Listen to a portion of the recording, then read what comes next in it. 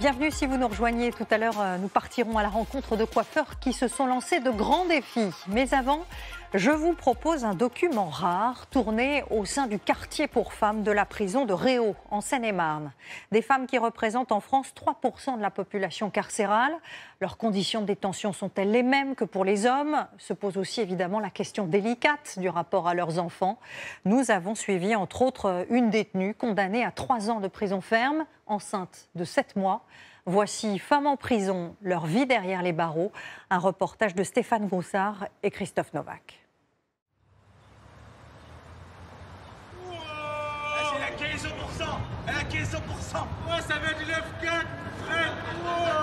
Ouais, 7, ici, là. Ici.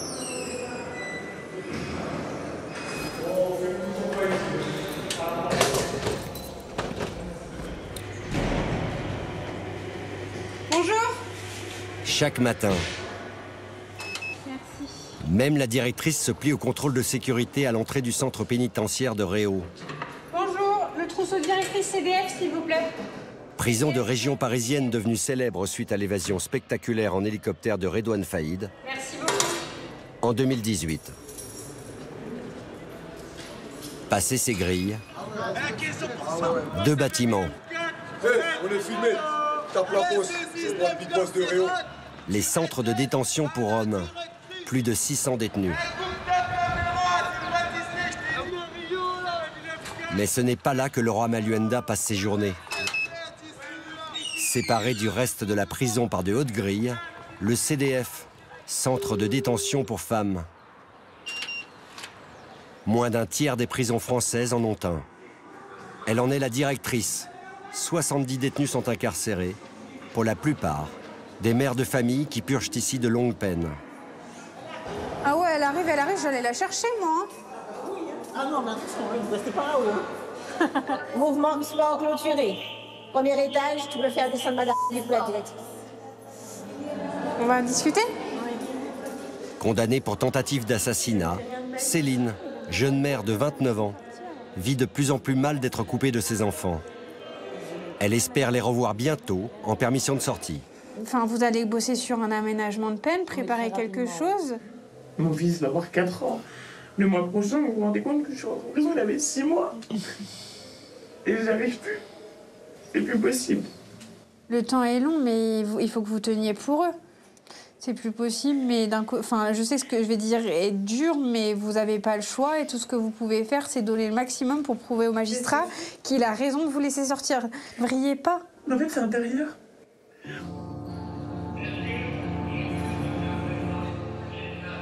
En rupture de liens familiaux, isolée, parfois même oubliée. Faut pas un peu, sinon faut pas fort là. La détention des femmes serait-elle plus difficile que celle des hommes? Le regard de la société et de leurs proches est-il le même? Qui sont-elles? Derrière les barreaux, 2600 femmes, 3,5% de la population carcérale en France. Christine, 93. Céline, Julie. Durant plusieurs semaines, j'ai partagé le quotidien de ces femmes au destin singulier.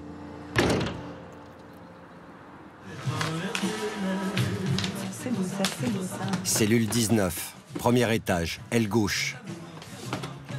À son arrivée ici il y a 2 ans, Christine, ex-directrice commerciale de 59 ans, était surnommée la blonde. Elle est où? Elle est devenue la daronne, Bien? Ouais. celle qui aide les autres. Au lieu de draguer, là, je vais lui dire que tu dragues. Je vais lui mettre un mot à je vais lui mettre un mot à ton mari. Cet après-midi, sa codétenue Katia n'arrive pas à remplir seule un formulaire pour sa prochaine permission. Il va me faire communiquer l'alphabet, comme je ne sais pas lire. Mais ce qui m'épate un peu, c'est que à ta dernière perme, tu avais le formulaire complet. Et il est là. Non, ça c'est... À chaque fois, je t'explique la même chose. Ouais. Ça, ce formulaire, c'est pour sortir tes vêtements. Si je vais le faire par exemple, je serai avec une pochette. Ça, tu le mets là, voilà. sur celle-là. D'accord. On est d'accord. Voilà. C'est ça. Bah, c'est juste ça. Au revoir. Merci. Ciao. Une manière de recréer du lien, alors qu'aucun proche ne lui rend plus visite. J'estime que ça fait partie de mon chemin de rédemption, réellement. Arriver à faire du bien ou du bon autour de moi, c'est le seul moyen que je trouve en interne.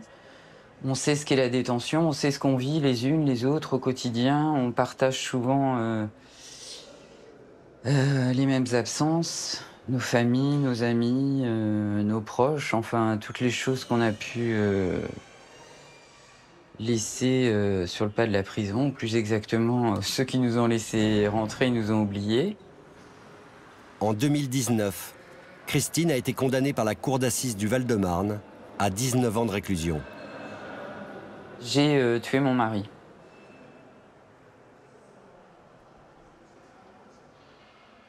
Et c'est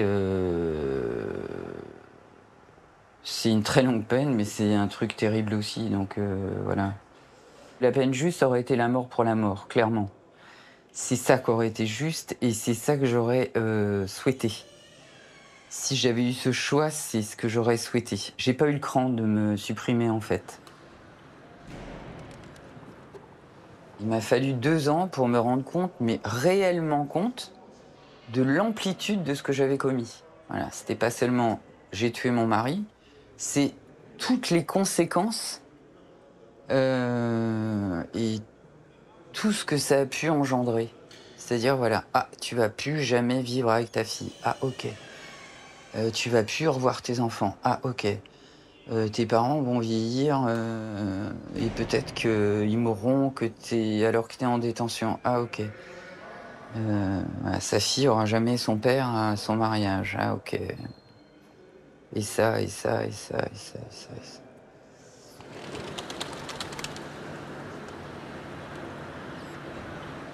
Le premier étage du centre de détention pour femmes fonctionne en régime porte ouverte. Matin et après-midi, les détenus peuvent circuler comme bon leur semble d'une cellule à une autre, comme Céline, la jeune mère de 29 ans. Tu montes ta grotte ou pas? Franchement, non. Il va pas t'afficher comme ça.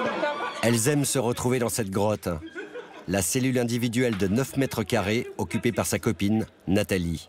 Moi je dis, c'est pas parce qu'en fait on est en prison qu'on doit se laisser aller comme ça. Je sais pas, dehors les gens avaient une vie en fait. Ils avaient des appartements.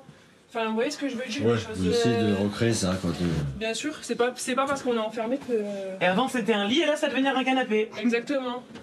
La nuit c'est un lit, la journée c'est un canapé. Donc de temps en temps, elle vient dans votre cellule? Il n'y a pas de temps en temps. Dans votre grotte? Dans ma grotte. Il n'y a pas de temps en temps, tous les jours.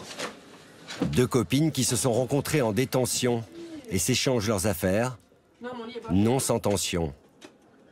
Mais il ne veut pas, tu m'as cassé mon poste. Ah, il marche ton poste, arrête de me saouler en fait. Mais c'est toi même qui t'as dit qu'il était cassé, non? Mais laisse-le, je viens de le recharger, putain. Le recharger? Je viens de le recharger là. Si tu cries sur moi, il va retourner dans ma grotte, tu vas voir. Bah vas-y, reprends-le.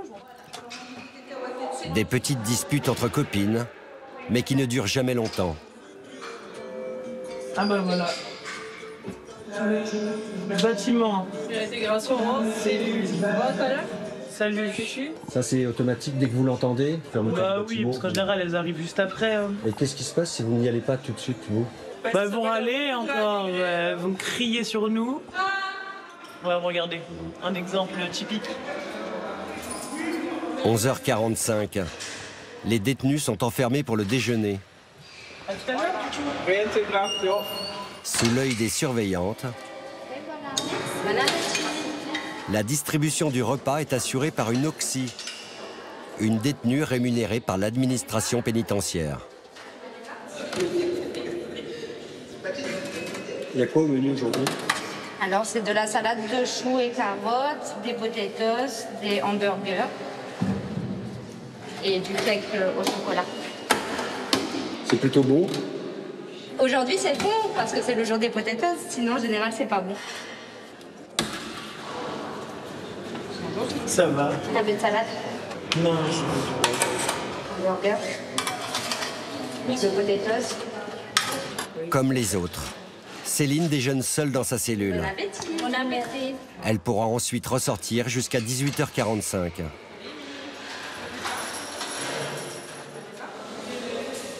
L'administration pénitentiaire prend également en charge des besoins plus inattendus, mais tout aussi essentiels. Ça, c'est la distribution que vous faites toutes les semaines? Toutes les semaines, du linge. Soit des serviettes, une fois par semaine, c'est des serviettes de grande toilette, torchons, serviettes de table. La semaine qui suit, pareil, avec les draps, thé d'oreiller. Et une fois par mois, distribution mensuelle. Cela fait seulement 3 ans que ces protections sont gratuites pour les détenus. Autrefois, elles devaient cantiner pour s'en procurer.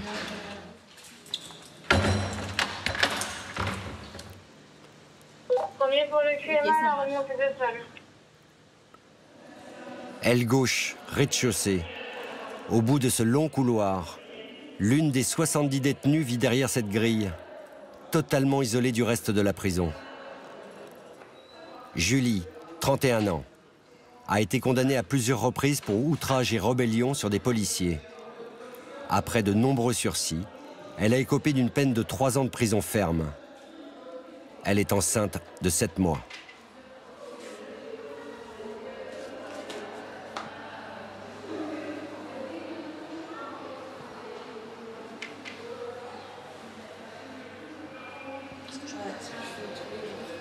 Je vois que vous êtes enceinte, c'est un cas très particulier. Oui, c'est très particulier en détention, c'est vrai. Je suis la seule à la nurserie du coup. Et c'est pas plus compliqué qu'une autre détenue, mais il y a plus de... Je suis plus stressée, je pense. Je suis stressée pour 2. Du coup. Ce bébé, conçu lors d'une permission de sortie, sera son 4e enfant. Là, on a le lit donc, du futur bébé qui va naître. Peut-être ici ou peut-être à l'extérieur. Ici, j'ai commencé à arranger donc les affaires de naissance à moi. Et là, c'est 3-6 mois. Et puis, ça, c'est ma fierté.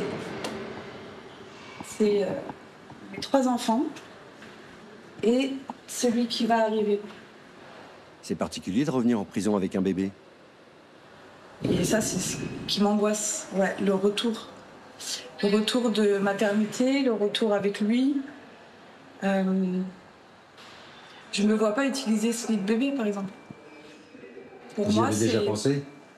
Si j'accouche ici? Oui, vous y avez déjà pensé à ce lit de bébé? Il n'est même pas encore fait, donc c'est pour vous dire que mentalement, non. La nurserie, l'une des 32 en France, peut recevoir 2 détenus et leur nouveau-né jusqu'à l'âge de 18 mois. En 12 ans, elle a accueilli seulement 6 bébés. La plupart des mamans choisissant que leur enfant fasse ses premiers pas à l'extérieur, en général chez les grands-parents. Donc c'est ma cour de promenade. Donc là, il n'y a que vous, là? Il n'y a que moi, ouais. Il n'y a que moi qui est autorisée à être ici. Si on ne lève pas la tête, on ne sait pas qu'on est dans une détention. Vous lui parlez à votre bébé? Oui, bien sûr, il faut. Parce que vous lui avez dit qu'il était en prison? Non. Non, parce que là, il ne voit pas où c'est qu'il est. Là, il ne voit pas et puis si la chance et si le juge me le permet de sortir avant mon accouchement, ce serait parfait. Julie a déposé un recours auprès du juge de l'application des peines afin d'obtenir une libération conditionnelle. Merci. Sa dernière chance de ne pas être en détention au moment de la naissance.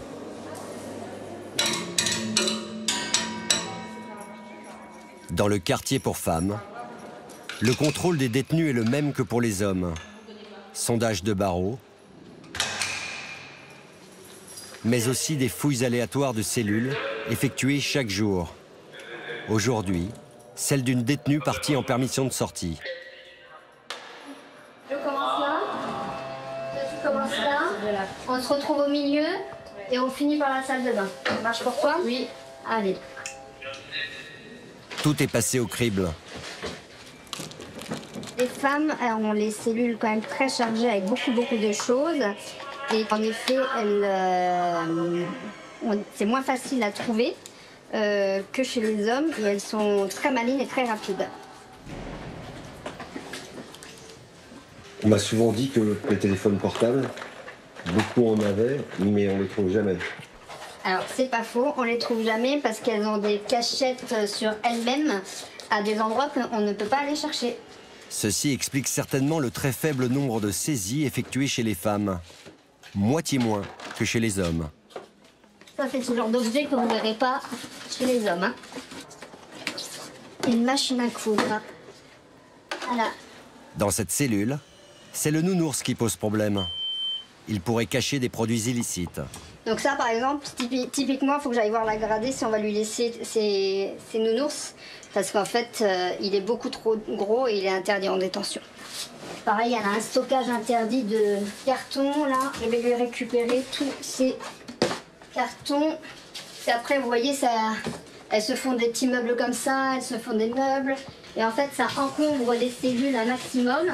Et puis, le problème, c'est que le jour où on aura, j'espère jamais, un début d'incendie ou quoi, et ben ça va brûler très vite et la détenue pour aller la sauver, ça va être encore plus compliqué. Les cartons sont saisis. À son retour de permission, la détenue aura un rappel au règlement. Chez les femmes, les incidents sont nettement moins nombreux que chez les hommes, mais les tensions existent. Laura Maluenda, la directrice, est inquiète du comportement agressif et indiscipliné d'une détenue. En présence d'une avocate commise d'office, elle va être entendue en commission de discipline. Bonjour.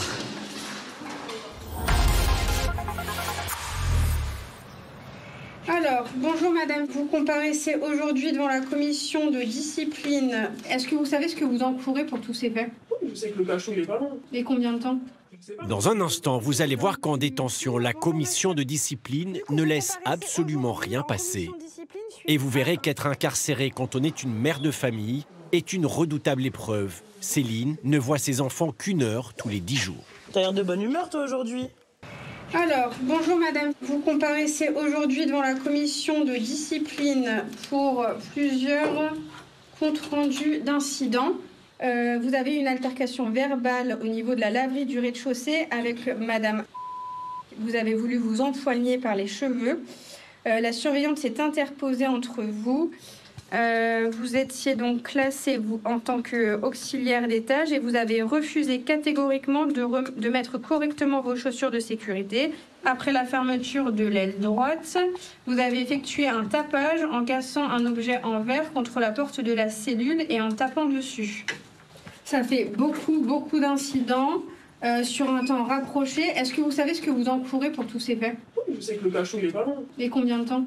Je sais pas, mais je sais que le cachot, ça Si on cumule tout, vous avez des fautes du 1er degré, c'est-à-dire 20 jours de quartier, des fautes du 2e degré, c'est-à-dire 14 jours de quartier, et des fautes du 3e degré, c'est 7 jours de quartier disciplinaire. Ça fait beaucoup.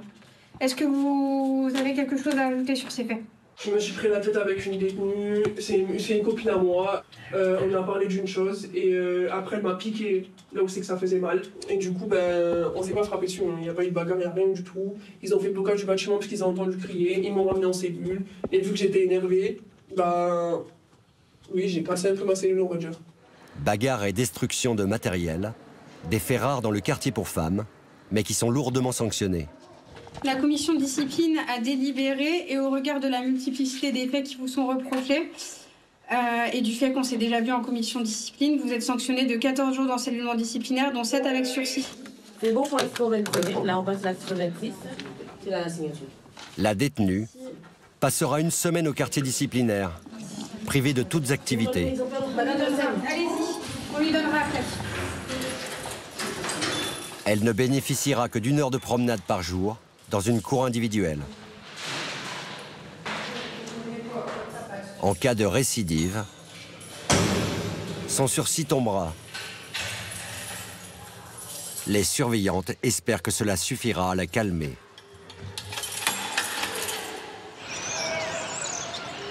La journée se termine à Réau.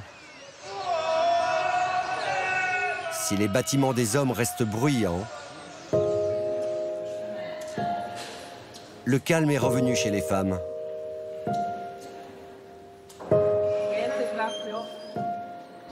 En régime porte ouverte, les détenues réintègrent leur cellule à 18h45, seules face à elles-mêmes.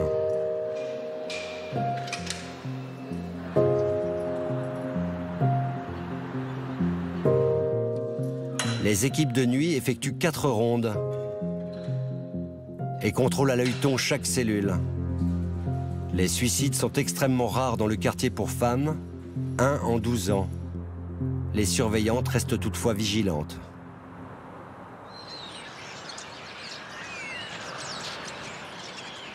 À 6h45, prise de service de l'équipe de jour. Bonjour, collègue. Le collègue va venir la voir cet après-midi et on refera le point. À part ça, RAS. Après le briefing du matin, les surveillantes effectuent la première ronde de la journée.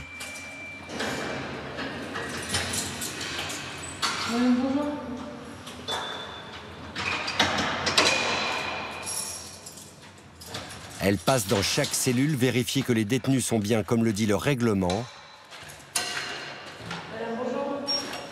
présentes et vivantes. Elles ont l'obligation de répondre ou de faire un signe aux surveillantes.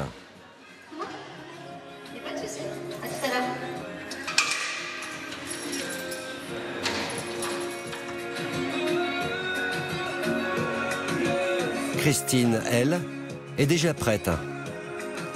Elle travaille aux ateliers de la prison 4 jours par semaine, de 7h30 à 13h30. C'est important d'être utile à quelque chose, d'avoir un objectif de journée, en fait, hein, parce que c'est un peu une vie au jour le jour. Sur votre salaire, vous payez les parties civiles? C'est vraiment une dette morale, quoi. Hein, voilà. C'est la seule façon que j'ai pour leur dire... c'est même pas pardon, c'est juste... voilà, que je pense à eux, j'ai bien conscience de ce que je leur ai causé et... j'ai que ça, en fait. Hein. J'ai que ça.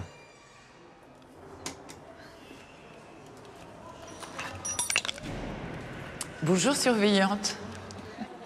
Dans le quartier pour femmes, elles sont une dizaine à travailler à l'atelier. On y va, mesdames? Non,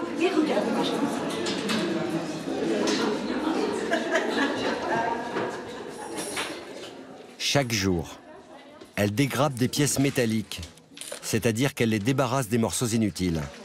Ce matin, des fermoirs. Christine, elle, occupe le poste de contrôleuse. Elle supervise le travail effectué par les autres détenus. Donc il faut aussi qu'il y ait regardé que les pièces soient bien dégrappées, qu'il n'y ait pas de petits morceaux qui restent. Donc tout ça, ce sont des pièces métalliques qui servent pour la maroquinerie. Donc la balance a été tarée en fonction de la pièce, puisque chaque pièce pèse un poids différent.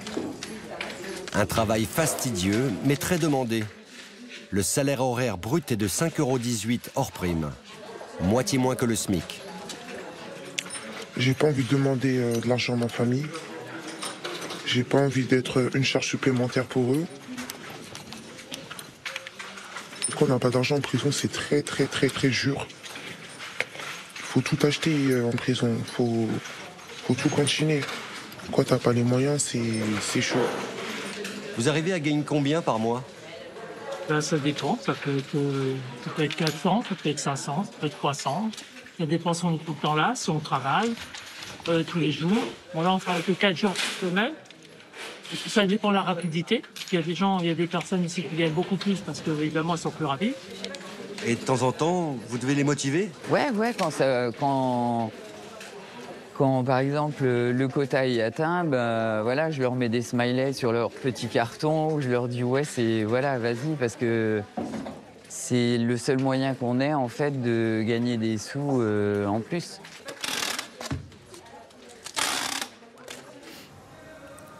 Non loin de là, les journées sont plus solitaires à la nurserie pour Julie.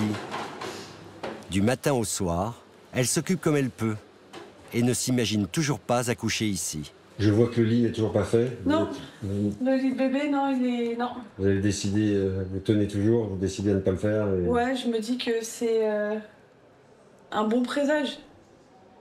Voilà. J'espère que ce lit, je le ferai jamais.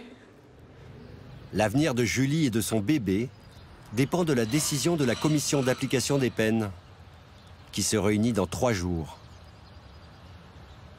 Il m'est arrivé beaucoup de soucis dans la vie. Beaucoup. Énormément. Je me suis toujours relevée. Et là, c'est vrai que c'est un endroit qui fait que c'est soit on plonge encore plus, soit on nage. C'est-à-dire on se relève, et soit plus fort, soit plus faible. Et moi, je pars du principe où je veux pas encore plus couler. C'est hors de question. Vous arrivez à imaginer que votre enfant puisse naître ici, qu'il puisse être, entre guillemets, enfermé avec vous? Non, j'imagine pas. J'imagine pas parce qu'en fait, moi, ce que je veux, c'est le meilleur pour lui. Et le meilleur, c'est pas ici. Non, c'est pas ici. C'est dehors, entouré de mes proches. Entouré de ses proches à lui aussi, parce qu'il a attendu. Et non.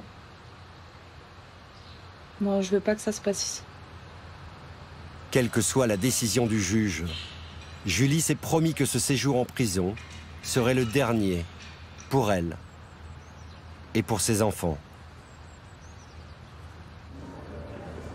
Car pour une mère, la séparation est toujours une douleur vive. Surveillante, vous m'avez appelé pour mon parloir. Hein. Je peux descendre? Une fois tous les 10 jours, un rendez-vous important attend Céline, la jeune mère de 29 ans. Je vais voir mes enfants. Le juge lui accorde le droit de passer 1 heure avec sa fille et son fils, placés actuellement en famille d'accueil. Attention, le meilleur moment de ma journée. Recréer le lien est toujours difficile dans les premières minutes. Fais-moi un câlin, nounours. T'as l'air de bonne humeur, toi, aujourd'hui. Il est comme ça depuis qu'il est arrivé? La visite a lieu au relais parents-enfants de la prison. Pourquoi? Tu veux pas retirer ton manteau, Doudou? Non. Bah pourquoi? Sous l'œil d'une psychologue et d'une éducatrice. Elle fait la tête aussi? Elle n'a pas trop envie de me calculer, hein. Au bout de quelques minutes et au prix de quelques efforts, l'atmosphère se détend peu à peu. Eh ben non.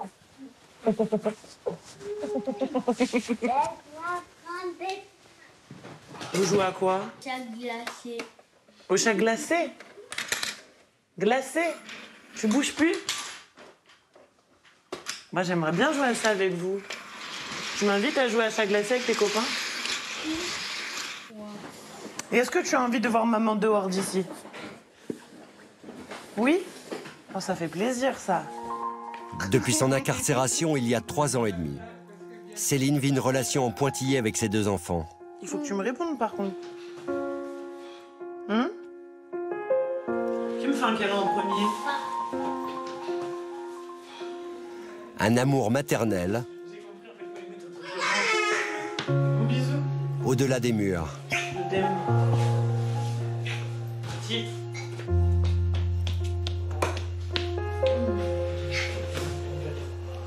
Tu dis que je pense fort, nous. Vas-y, continue, j'arrive. Ouais, c'est le faire. Je les aime beaucoup trop. C'est toute ma vie. Le lien est toujours là, bon, parfois plus difficile que d'autres parce qu'on a l'impression qu'on va se faire remplacer par les familles d'accueil, parce que c'est eux qui leur donnent de l'amour au quotidien, c'est eux qui vivent le quotidien de nos enfants, donc on a un peu l'impression des fois de se faire piquer notre place.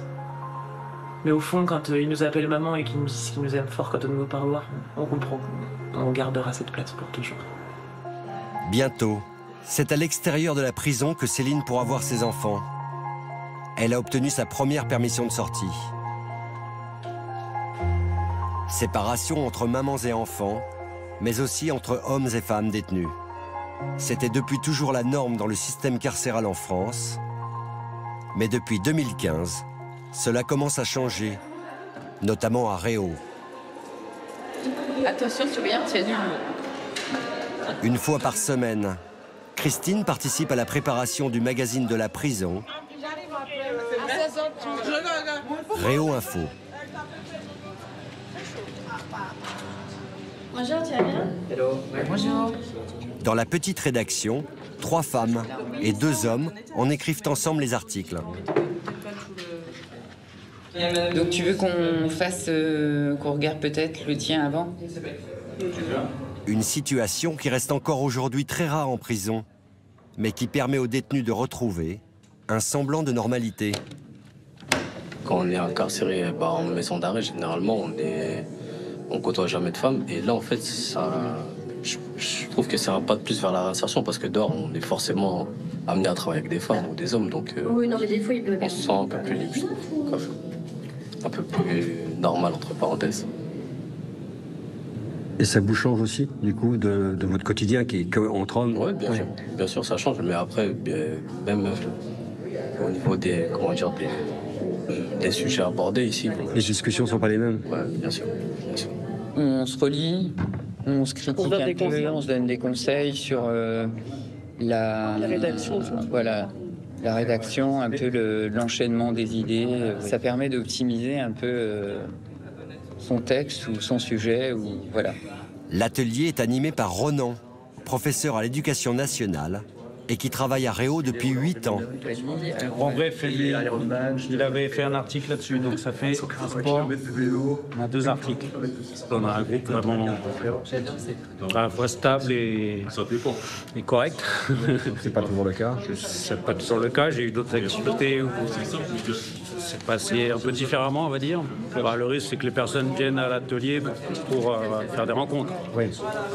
Alors, bon, après, ça peut être compréhensible, mais c'est vrai que dans le cadre d'un atelier, c'est un peu moyen.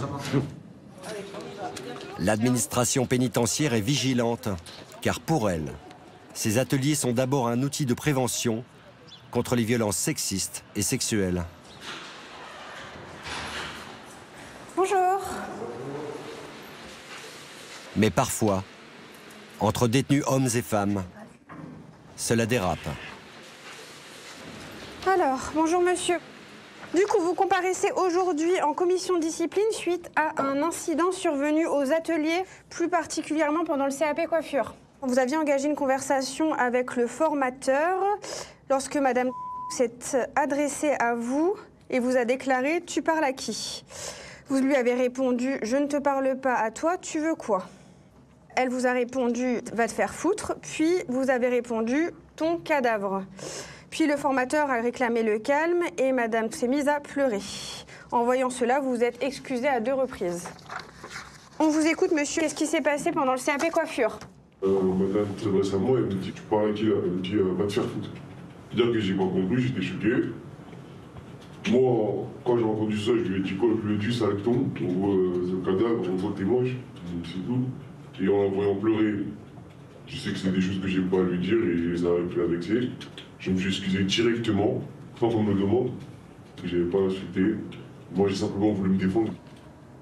Ok, on va délibérer. Un simple échange d'insultes que Laura, la directrice, ne veut pas laisser passer. Elle sanctionne le détenu d'un avertissement. Puis elle se rend immédiatement au quartier pour femmes pour entendre également la détenue. Non, oui, mais après, c'est quand même elle qui lance la dispute. Elle pleure, il s'excuse.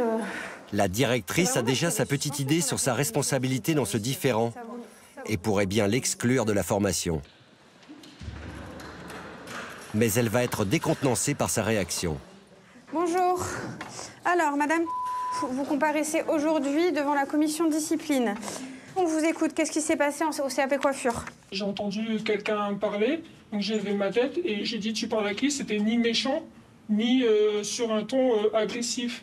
Parce que dans la vie de tous les jours, moi je parle comme ça. Et après j'ai entendu tu parles, non je parle pas à toi, tu veux quoi? Et après c'est là que j'ai entendu cadavre, donc j'ai dit bah, va te faire foutre. Nous, ce qui ressort du dossier, c'est que vous avez insulté la première et il a répondu. C'est comme la main dans la gueule, personne ne l'a signalé, alors que ça s'est réellement passé. Et il m'a dit, je vais te mettre une main dans la gueule. J'ai dit, si tu me touches, je savais qu'il n'allait pas le faire. Mais c'est les mots, c'est les propos. Mais vraiment, ça m'a marqué. Pendant 7 ans, j'ai été frappé, j'ai été insulté. Et même si c'est excusé, j'entends ces excuses et il n'y a pas de souci. Mais en tant que femme, je n'arriverai plus à retourner dans cette salle avec un homme qui m'a insulté. Mais du coup, là, madame, vous êtes en train de vous priver de quelque chose par rapport à votre passé, alors que là, vous partiez sur une formation de 9 mois, avec un diplôme à l'issue. Moi, c'est juste le fait de l'avoir dit. Donc là, vous vous auto-punissez. Là, je m'auto-punis, oui. Ok, vous allez sortir, on va délibérer. Suite à ces tensions, la détenue dit préférer abandonner le CAP coiffure, encore marquée par les violences qu'elle a vécues avant sa détention.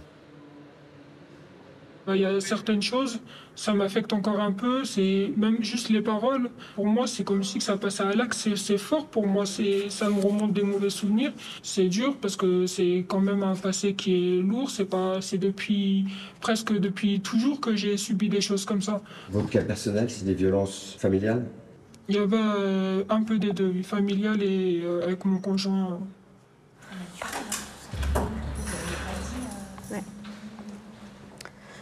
Alors, madame, la commission de discipline a délibéré et au regard de vos explications et de ce qui s'est passé, a décidé de vous sanctionner d'un avertissement. Je vous laisse réfléchir sur votre décision de démissionner. Je ne suis pas sûre que ça soit la meilleure solution. Je pense que là, après ce qui s'est passé, vous êtes dans une dynamique négative à propos des hommes et de votre passé. Mais je pense qu'il faut aussi voir du positif. Et puis, preuve en est, madame, sauf erreur de ma part, vous entretenez une relation amoureuse avec un détenu des CDH. Petit à petit, grâce à ma nouvelle relation, même ma psy m'a dit, depuis que je suis avec lui, je me suis quand même un peu embellie, que j'ai un peu plus confiance. Je vous laisse signer la décision. Rencontré en atelier mixité, ce petit ami l'aide à surmonter ses angoisses, Allez-y, au revoir. à soigner les traumatismes de sa vie d'avant. Quand on fait face à ce passé et ces éléments qui ressurgissent, là, la commission de discipline, elle a complètement changé de ton. Puisqu'en fait, on était même partis entre nous en se disant est-ce qu'on ferait pas un déclassement, on prononcerait pas un déclassement avec sursis. Et là, on en est à lui demander pourquoi elle veut démissionner et qu'elle s'auto-flagelle et qu'il faut pas qu'elle le fasse. Donc là, ça montre aussi que, en fait, la commission de discipline, certes, c'est une instance importante de recadrage, mais c'est aussi la personnalisation et c'est aussi là une instance qu'on a saisie pour, elle, discuter de ces problématiques. Ce matin, c'est un rendez-vous crucial qui attend Julie dans la nurserie. Un personnage clé lui rend visite, Sarah, conseillère d'insertion et de probation, qui présentera son dossier demain au juge de l'application des peines. Merci. Madame. Le juge doit décider si Julie pourra sortir avant l'accouchement, sous bracelet électronique ou en liberté conditionnelle. Ah, bonjour. Bonjour. Bonjour. Vous allez bien? Oui, et vous? On peut s'installer dehors, vous n'avez pas trop froid? Non, ça va. Ah, cool.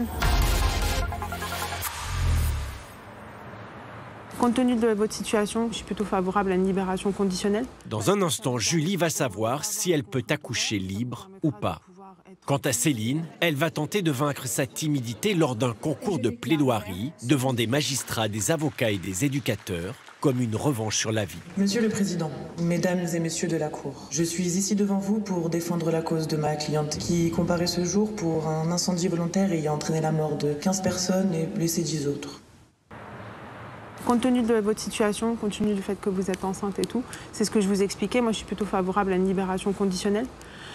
Parce que ça vous permettra au moins de ne pas avoir de contraintes horaires, ça vous permettra de pouvoir être tranquille. S'il y a une urgence pour le bébé, au moins vous n'êtes pas là à vous dire voilà, je suis en bracelet, les horaires, je vais être en dehors des horaires, ça va être trop compliqué. Voilà, au moins vous serez tranquille. Et l'avantage aussi de la libération conditionnelle, c'est qu'en fonction de comment ça se passe, ça pourra faire l'objet d'une prolongation. Je pense que ça... Après 1 heure de discussion, la conseillère d'insertion se montre optimiste. Oui, elle part avec un avis favorable de mon service. Voilà, on a tout fait, on a mis tous les éléments pour que ça puisse se produire. Voilà. Après, on est sur une libération sous contrainte, on est déjà à 2/3 de sa peine. Enfin, voilà, il ne reste pas non plus grand-chose à exécuter. Voilà. Donc autant qu'elle les exécute à l'extérieur. D'accord. Je mise tellement sur cette cape, ça me prend la tête. La décision sera prise demain.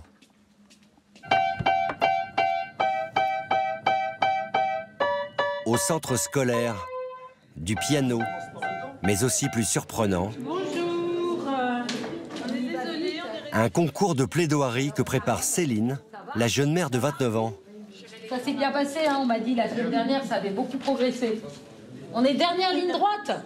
Encadré par 2 avocates bénévoles et toujours en mixité, plusieurs hommes et femmes s'entraînent à plaider. Ah, comment ça va? Bonjour. Ça va? Bonjour, mes chers confrères. Bonjour, ça va? Je vous propose, sauf si vous avez des questions, on passe, ok, on y va. On passe en situation de concours. Les filles, approchez-vous, hein. C'est pas... Non. Un premier détenu se lance. Alors, maître, vous avez la parole. Malheureusement, la chance a fini par tourner pour Djibril en sautant le pas pour le braquage le plus ambitieux de sa carrière. Le vol d'un camion de transport de fonds de la Banque de France. Les détenus n'étaient pas sujets ou acteurs souvent de leur procès. En fait, ils regardaient un peu leur procès dit par un avocat. Et voilà, on est passif en fait en prison. On n'a pas le choix de faire quelque chose, on n'a pas le choix. Et donc ce jeu, dans l'atelier d'écriture, c'est aussi l'idée pour les uns et les autres de se réapproprier une histoire qui peut être soit la leur, le sujet est libre.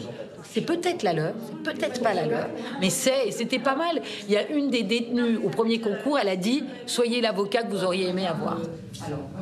C'est maintenant au tour de Céline de plaider. Je l'avais prévu la semaine dernière. D'accord, je vais... La mère de famille compte sur ce concours pour vaincre sa timidité, reprendre confiance en elle. Allez, tranquille. On fait vide, vous me dites quand vous êtes prêts. Ouais, mais on va le faire quand même. Je sais que ça va être bon.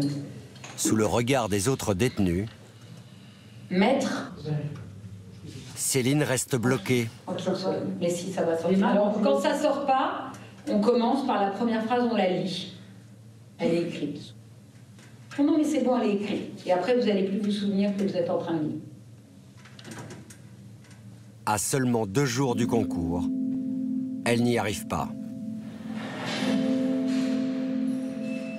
Au quartier pour femmes, le temps s'écoule lentement. Entre tâches ménagères et rituels à l'heure du thé, ces détenus incarcérés ici depuis plusieurs années n'y dérogent jamais. J'ai pas pris de place, sinon je faisais un Scrabble. Vous avez déjà écrit le mot évasion? Non. Non, on a marqué libéré. Libéré, oui, libération. On a mis libération. Je triche. Ça me vaut du tort, mais c'est pas grave, je m'en fous. Et de manière surprenante, un mot ne cesse de revenir. Tiens, regarde la tôle. En gros, je peux faire col, C-O-L. Ah, mais j'ai pas le M, mais je vais le trouver. Allez, Ouais. la tôle. Ouais, mais le côté, ça veut dire... C'est pour pas oublier qu'on est en prison. Faut risque pas d'oublier. Je crois que je l'ai déjà écrit en plus, ce mot-là, salut. Ça n'a pas été mis, salut? Certaines jouent. Christine, elle, écrit. Un des moyens qu'elle a trouvé pour tuer le temps, pour supporter l'ennui et la solitude entre 4 murs. Cela fait déjà 8 ans qu'elle est incarcérée. L'écriture, c'est venu tout de suite, parce que je pense que j'ai écrit dès le premier jour. C'était tellement... Enfin, c'est un truc de dingue, quoi. C'est un choc complet, vraiment total, quoi. Tout Tout ce qu'on connaît disparaît, tout ce qu'on a vécu disparaît, toutes les habitudes, tous les repères, les notions de temps, tout, absolument tout. Ouais, c'est un choc, mais c'est un truc de fou. Vraiment un truc de fou. Et le pire, c'est de voir que on s'habitue, quoi. Ce matin, le bâtiment est bloqué. Les mouvements de détenus suspendus.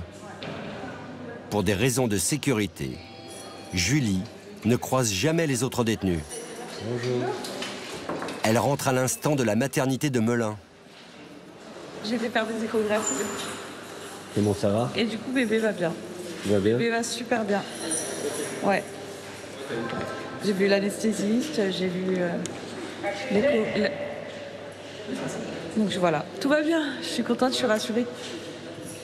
Toujours en attente de la commission? Toujours en attente. Dans le bâtiment, sa grossesse fait l'événement. Ça a été? Ouais, ça a été. Tranquille? Ouais. Bon, ça s'est bien passé, Le bébé va très bien, c'est clair. Il va super bien. Allez, à tout à l'heure. À tout à l'heure. Oui. Bonjour. L'heure de vérité est proche pour Julie, mais aussi pour Céline. Attendez, venez, on va se mettre dans une salle d'audience, ça sera mieux. À quelques heures du concours de plaidoirie, la jeune mère de 29 ans panique à l'idée de devoir parler en public. Allez-y, installez-vous. Moi, je m'en fiche. Non, bah, bien sûr que vous allez y aller. En fait, regardez, je vais déjà être bloquée pour les 60 personnes. Je sais, je me connais, et sur ça, je sais qu'en 10 minutes, je ne vais pas réussir à me décoincer, Madame Malanda. Donc je préfère me pénaliser qu'arriver devant le pupitre et me mettre à pleurer comme la dernière fois, parce qu'il y a des choses qui ne me conviennent pas, en fait. Vous maîtrisez votre sujet, votre texte, vous avez la bonne intonation, vous avez toutes vos chances. Vous allez me faire chialer parce que j'arrête pas de réviser, mais je sais que je vais perdre mes moyens, arriver sur le pupitre. Mais en fait, le problème, c'est que si là, vous vous mettez en tête que cet après-midi, à 14h30, vous allez paniquer, ça va se réaliser. Et puis vous imaginez la fierté, vous allez pouvoir monter ça à vos enfants. Oui, même à ma famille, à tout le monde. Ouais. En attendant, dans le gymnase de la prison, des avocats, des magistrats, des surveillants se sont rassemblés pour écouter les plaidoiries des 7 candidats. Céline hésite, mais peut compter sur un soutien de poids. Son petit copain rencontré en mixité, qui participe aussi au concours, sous l'égide de la chef d'établissement. Bonjour à tous. Je tenais par ces quelques mots à vous remercier pour votre implication dans la mise en œuvre de la 3e édition du concours de plaidoirie. En vous souhaitant à tous une bonne chance, et je déclare ouvert ce concours. Finalement, Céline se lance. Elle défendra de son côté une jeune femme accusée d'avoir commis un incendie volontaire d'un immeuble ayant entraîné la mort de 10 personnes et blessé 15 autres. Sous le regard inquiet de sa coach, Céline défend une pyromane. Monsieur le Président, Mesdames et Messieurs de la Cour, je suis ici devant vous pour défendre la cause de ma cliente Émilie, qui comparaît ce jour pour un incendie volontaire ayant entraîné la mort de 15 personnes et blessé 10 autres. En 2008, Émilie et sa famille sont victimes d'un tragique accident au ski. Dans cet accident, Émilie perd son père. Cet accident a causé dans la tête de ma cliente des dégâts irréversibles, ce qui a suivi d'une perte totale de confiance en elle. Je vous demande de prononcer une peine mixte dont la partie ferme sera couverte de détention provisoire, ainsi assortie à une obligation de soins. Pari réussi pour Céline, qui a su surmonter ses angoisses.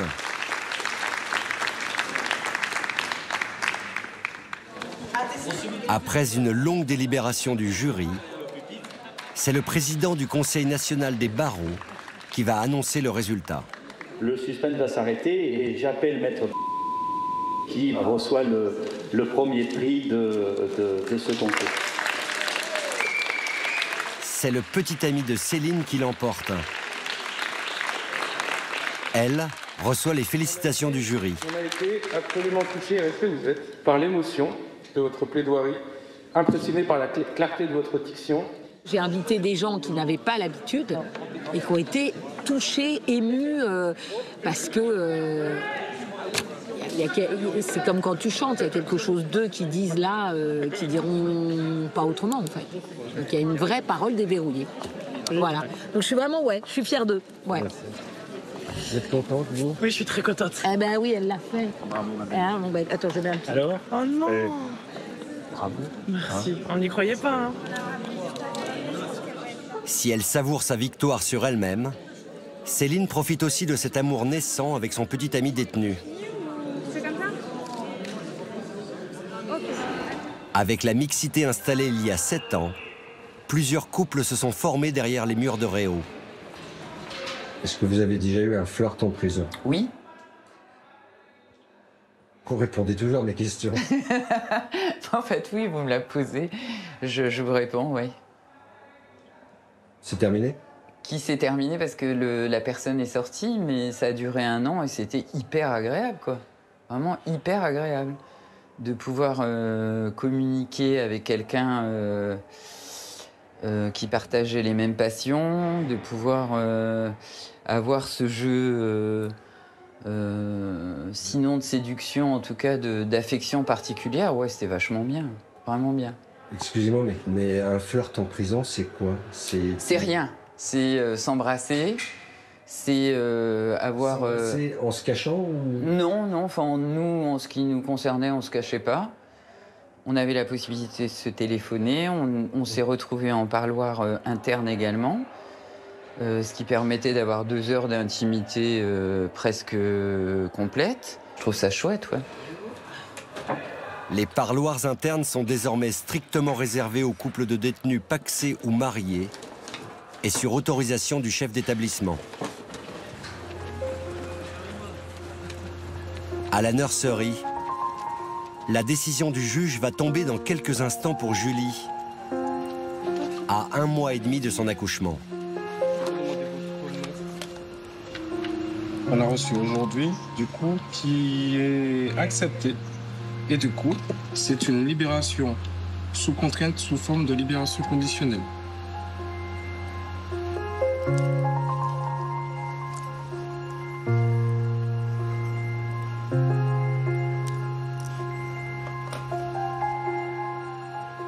C'est tout bon pour nous. Je vous remercie.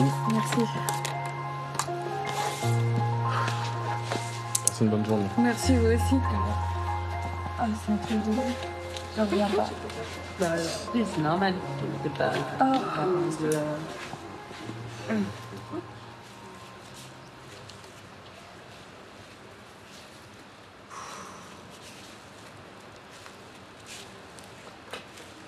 Je croyais même plus.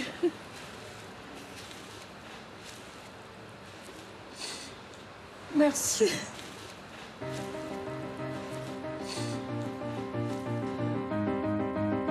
Après 3 ans et demi derrière les barreaux, Céline a, elle, obtenu sa première permission de sortie. Quelques heures avec ses enfants, mais cette fois, loin des grilles et des murs de Réau. C'est barreau, là. Bonjour. Oh putain. Tu dors, là? Ah oui, vous êtes dehors. À ce jour, Céline sera libérable en 2027. Tu dehors, là? Oui. Christine, elle, devra attendre 2029 pour peut-être retrouver ses proches. C'est très difficile d'être complètement coupé de tous, en fait, et aussi de ne pas pouvoir leur parler, sinon leur expliquer, au moins leur parler, même les écouter.